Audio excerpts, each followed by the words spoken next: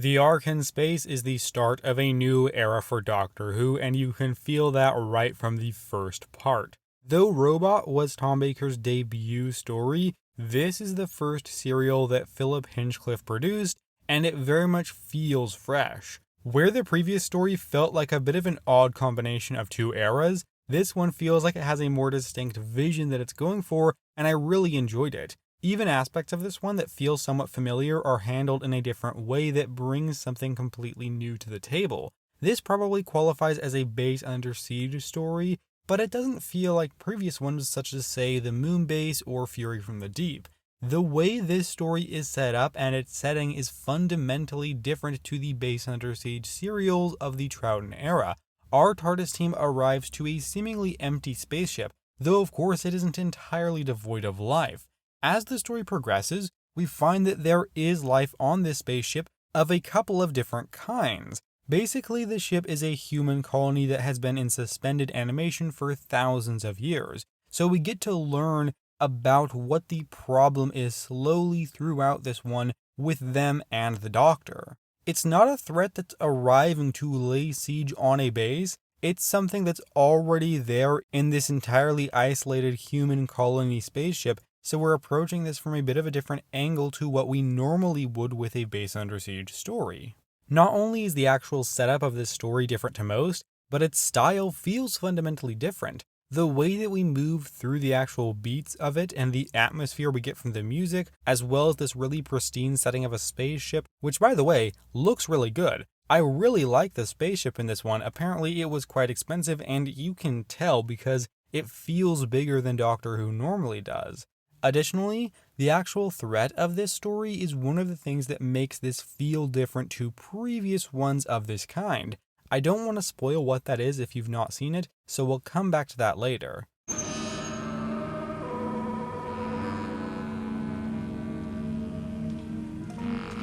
In this serial, we have our TARDIS team for this season, and they were all in the previous serial. But there was so much else going on there. The Doctor had just regenerated, the Brigadier was in it, as well as Unit, and there was a lot happening, and many of the characters were split up for large parts of the story. So this serial feels a bit more like the start of an era than the previous one because we got to go on an adventure with our three principal characters, and they spend a lot of the story together. Where are we, Doctor?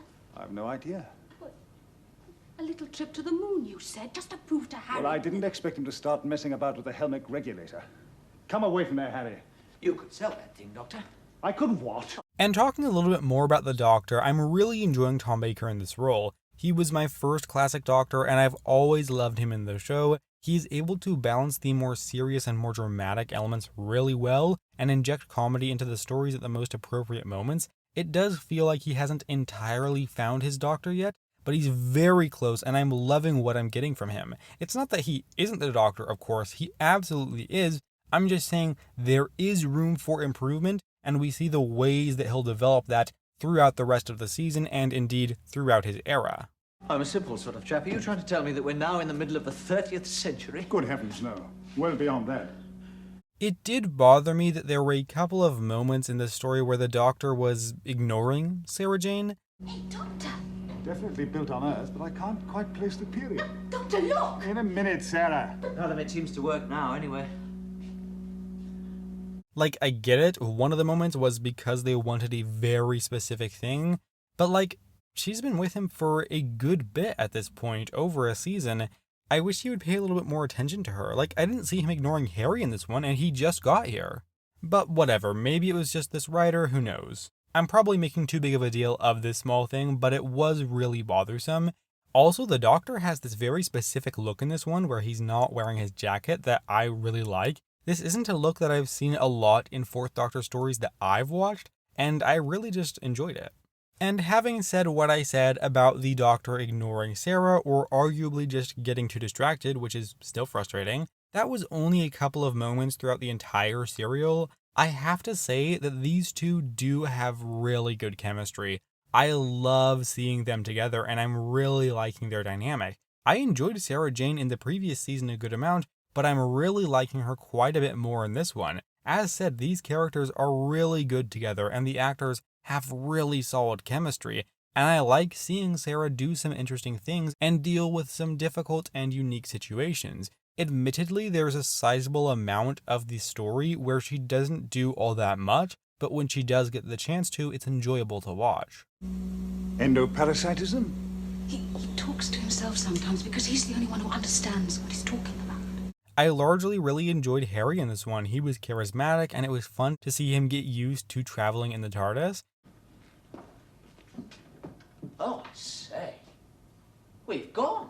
Who's gone? Well, I mean, this is... We aren't where we were. I've gone mad. That's how I felt the first time. So, although I did enjoy his character for the most part, there was one line that he has that doesn't sit well with me. Well, I bet that did your female chauvinist heart a power of good. For why? Well, I mean, fancy a member of the fair sex being top of the totem pole.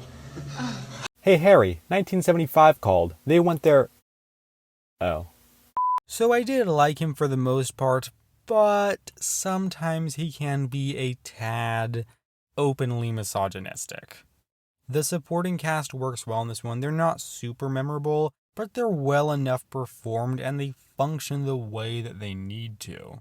This one was written by Robert Holmes, and it is definitely my favorite of his serials so far. It's such an interesting take on a base under siege story with some quite unique elements compared with the previous ones from the show, and it's honestly a quite dark story in places. I salute you, who are about to make the supreme sacrifice. In a few minutes, you will pass beyond life. Before I go further, I'm going to give you a spoiler warning. Skip to the time as shown on screen if you do not want to hear any spoilers. That's your warning. What's great about the threat of this one is how it is gradually introduced. We see some kind of a slime in a couple of scenes early on, but it takes some time before we get a clear idea of what's actually happening. And the story shows us some pretty great body horror using the character of Noah, and this is a big part of that introduction to the threat. When we meet him, he's perfectly normal. Not the most likable of characters necessarily, but not all that unusual. And in the middle portion of this story, we see his transformation take place.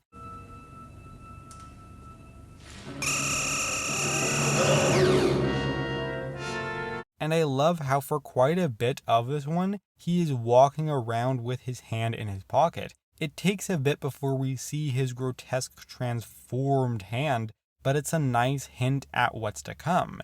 In terms of the actual look of him as he's being transformed, I thought it was pretty good. You can tell that it is bubble wrap, and it works better when he's a little bit further from the camera.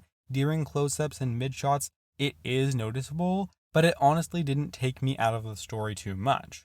I believe I've heard Philip Hinchcliffe say that bubble wrap just wasn't as common those days, so you could get away with this effect, and that may be the case. I'm personally too young to know that, so while that doesn't make the effect any better today necessarily, it does at the very least explain why it is dated so much, where it maybe worked better when the actual episode aired. So I really liked this body horror as an element of the story, seeing this man unwillingly transformed into something, and with him having no power to stop it. There is some interesting stuff with him resisting the transformation as best as possible, and that pays off in the final part of this one when he allows the ship to blow up, so I thought that was a pretty neat bit of writing, and it worked in execution.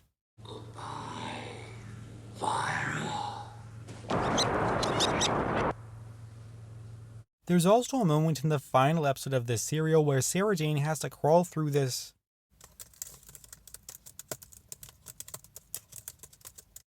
conduit, and it's good to see her get to do something on her own, and there's an aspect of that where the Doctor has to give her a little bit of motivation to get her through the final end of that conduit, and I thought that was a very interesting moment because Sarah Jane was able to do what she needed, but she just needed a little bit of alternative motivation. Stupid, foolish girl. So that was a quite interesting, albeit small part of the story.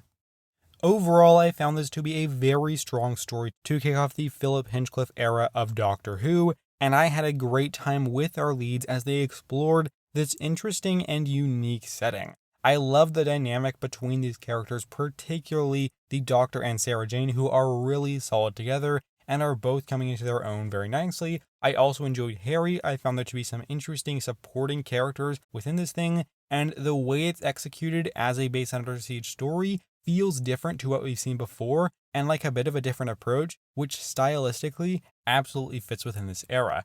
I had a really good time with this one, and I'm going to give The Ark in Space a rating of 8.5 out of 10. And that's that, folks. The start of a brand new era of the show, the Philip Hinchcliffe era. Obviously, one that a lot of fans really enjoy, and I have many thoughts on the episodes to come as we are going to discuss them, so I hope you join me around for some of those in the future, but if not, that is absolutely fine, so long as you know that I appreciate your time here today. And with that said, thank you very much for watching, take care, and have a lovely week.